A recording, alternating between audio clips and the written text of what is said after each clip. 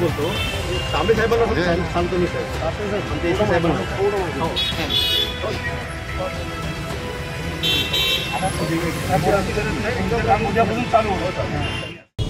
पुरातत्व खात्याचं दुर्लक्ष आहे म्हणण्यापेक्षा आपण सत्य परिस्थिती आता पाहिली, मी स्वतः बघितली आहेच.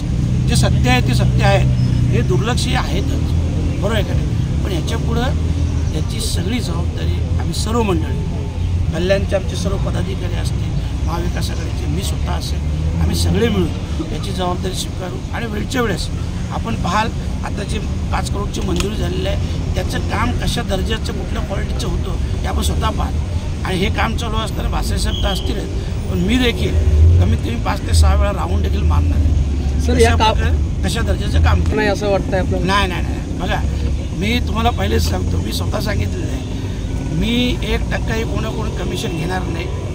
आणि मला माझ्या कार्यकालात जर कामाचा दर्जा चांगला नसला तर मी त्या ठेकेदारावर, अधिकाऱ्यांवर, सगळ्यांवर कारवाई करेन. ह्या बाबतीत मी कुठल्याही प्रकारची हायगाय करणार नाही, एकदम स्पष्टपणे सांगतो.